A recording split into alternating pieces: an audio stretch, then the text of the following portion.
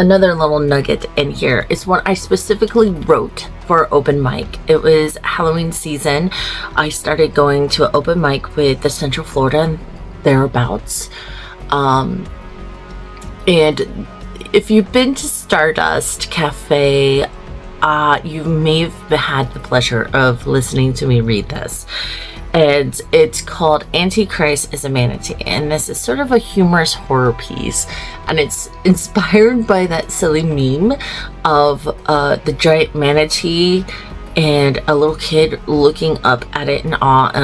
Hopefully it's flashing on the screen right now. And someone put the words, "Burn it all down, child."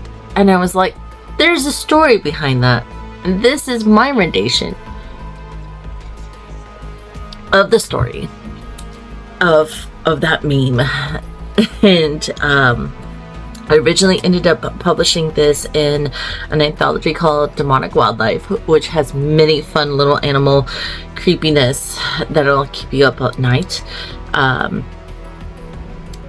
including bunnies and snakes and cats.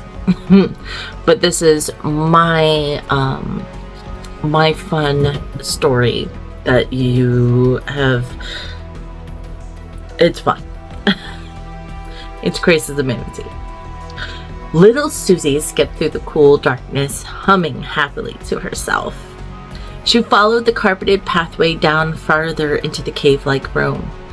Fake embellishments of rocks, plants, and even the occasional hint of freshwater fish were barely seen on the walls. She skipped ever deeper into the cavern toward the dim light up ahead, her excitement growing. Her humming had stopped, and she now walked with widening eyes as the blue ambience filled them ever more.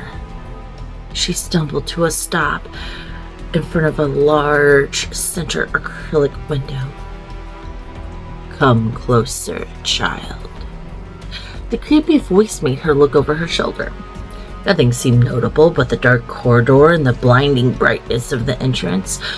No one else was here. She had left her parents behind at the door as they sat on a bench relishing the air conditioning just inside the attraction. They had encouraged her to venture alone, to take her time so that they might recoup from the searing heat outside.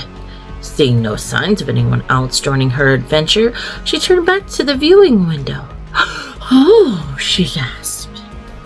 There, before her, hovered a massive heap of gray flesh. She giggled as he reminded her of an enormous gray potato with whiskers. A frown crossed her lips. Manatees weren't as exciting as everyone had made them out to be. The whiskers twitched and a few bubbles rolled out of the nostrils on his squishy round muzzle. Its beady little eyes rolled to peer down at her as if disappointed in how tiny she was in comparison to himself. "Will you join me, child?" Again, the mysterious voice spoke. Susie swung herself around, but once more found she was alone in the blue glow of the aquarium window. "Hello?" Her tiny voice echoed as she squinted at the dark corners of the room and corridor. "No, child. Behind you." A thumping brought her back around to stare at the manatee who had moved closer to the window. A smile crawled across her little freckled face. Excited that the gray potato was so close, she joined him, her nose pressed firmly against the acrylic, making her look like a pig from the manatee's side. Now she could count the whiskers in his snout, see the rolls and folds of gray flesh that made her giggle to see he had not one, but 4 chins adorning his neck. He flapped a fin, thumping the window, and she jumped back.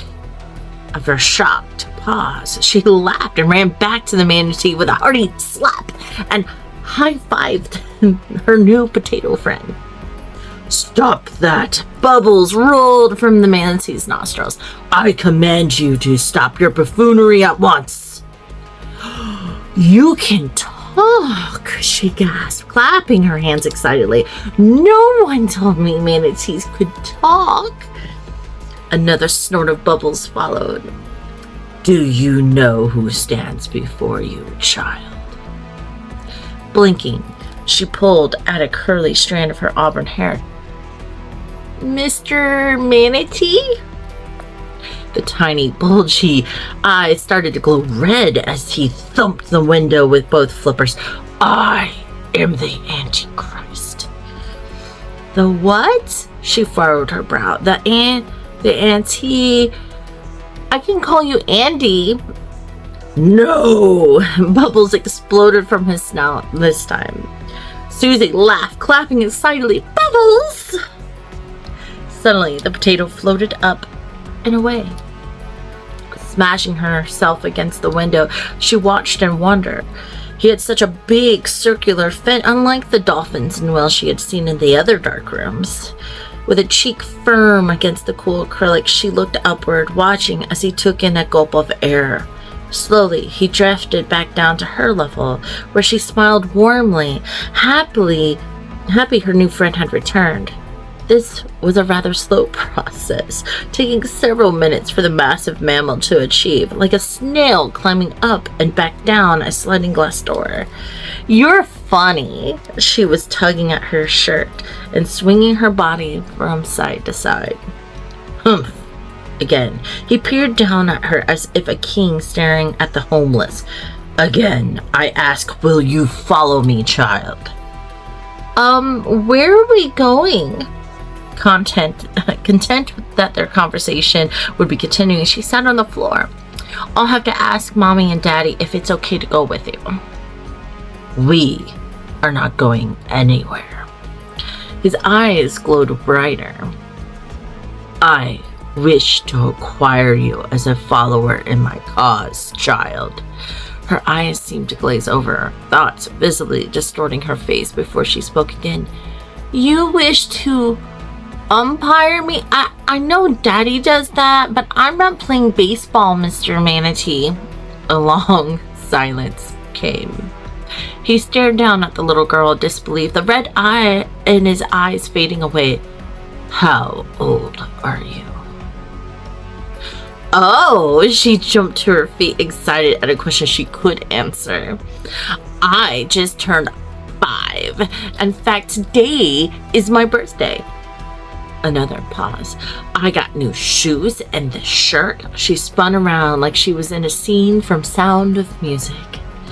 And when I get home, we'll have cake. Again, he remained silent.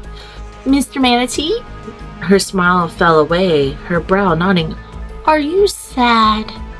A flick of his flippers rotated him, so his back was to her, and he mumbled, yes. Pressing her nose against the glass, she pleaded, don't be sad, Mr. Manatee. Did someone hurt you? Few bubbles floated up from the other side of the gray potato. Sort of. Oh, she frowned. It's okay, you can tell me. A good minute went by before he pouted. I was tricked. Tricked? Her eyes grew wide. Yes, tricked into thinking manatees were the ruling animal of the world. He sunk deeper in the water. Oh, how mean! Pulling away from the acrylic, she crossed her arms and stomped a foot. What a meanie, but Mommy said it's okay to cry. I'm not crying. A large explosion of bubbles erupted from him. The sound of approaching footsteps echoed from the cave, breaking their little talk. Susie turned about. Her parents were finally making their descent toward the window. Excited to see them, Susie ran to them, giggling. She hugged her father's leg when they connected at the halfway point, which brought them to a stop. Her mother gave her a stern look, and her giggling ceased. Susie, did you not hear us calling you? Fussed her mother, hands on her hip. Oh, she looked back at the glowing blue, now empty. We're going to miss the sea lion show, warned her father. Letting go, she stood straight, a serious expression on her face. Let me say bye-bye to Mr. Manatee. Laughing, her mother agreed. Okay, Susie, say goodbye and meet us outside, love. Rushing back to the window, her heart was breaking to see her great potato was nowhere in sight. Closing her eyes tight, a tear trickled down across her freckles. Biting her lips, she thought a moment and decided she dare not miss a chance to see Pirate Pete the Sea Lion's show. Sighing, she did the only thing she knew to do. Bye-bye, Mr. Manatee. Her tear had made it to her chin, dangling for a few seconds before falling to her feet. A tear? For me? Opening her eyes, she looked at a blur of whisker-speckled gray flesh. Perhaps you are still used to me, child. Mr. Manatee, she clapped. Cake, you said. The red glow was building in his eyes as they stood nose to nose through the acrylic window. Will there be candles? Oh yes, 5 of them, she nodded, because I turned 5 today. Burn it all to the ground, child. She stared into the red glowing eyes, wide-eyed. The glow now built in her own eyes as she took in his command. Take the fire and burn it all to the ground. So, that's Antichr as a Manatee. It's a fun little Halloween read. But hopefully you guys pick up a copy of this or one of my mini books if you're more into romantasy, fantasy. But happy spooky season, y'all.